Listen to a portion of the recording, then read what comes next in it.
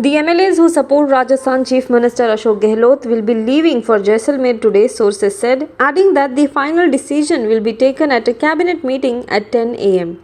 All MLAs have been asked to prepare their identification cards in advance and they may be shifted to either Marriott Hotel or Suryagad Resort, sources said. Ministers are expected to stay back and take over the work. 2 charter plane trips will transport all the MLAs to Jaisalmer, who are to be taken to the airport in buses. The first charter plane will leave for Jaisalmer at around 11:45 am and the other one at 3:30 pm.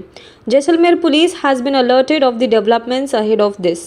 After a long series of back and forth, both Governor Kalraj Mishra and Chief Minister Ashok Gehlot finally agreed on a date when the assembly can be convened, that is August 14th.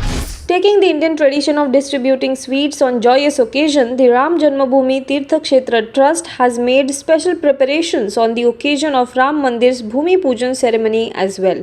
The trust will be sending sweets in form of Bikaneri laddus to all the foreign embassies in Delhi, along with distribution of sweets in Ayodhya.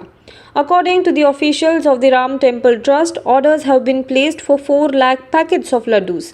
As per the information, each packet will contain 4 laddus, which will be coming from Lucknow and Delhi.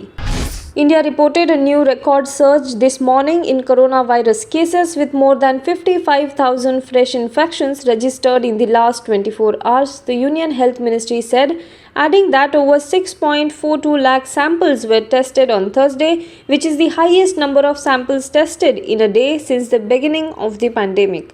The country's COVID tally has now crossed 16 lakh cases after the latest spike just 3 days after crossing the 15 lakh mark. More than 10,58,000 patients have recovered so far. The recovery rate stood at 64.54% this morning. 779 COVID-19 patients have died since yesterday, taking the total number of COVID-19 linked deaths to 35,747, which is the 5th highest in the world. This is the second consecutive day that more than 50,000 new cases have been reported in 24 hours. China's territorial claims in Bhutan and the recent incursion into Indian land are indicative of their intentions, US Secretary of State Mike Pompeo said on Thursday, adding that Beijing under President Xi Jinping was trying to find out whether other countries are going to push back.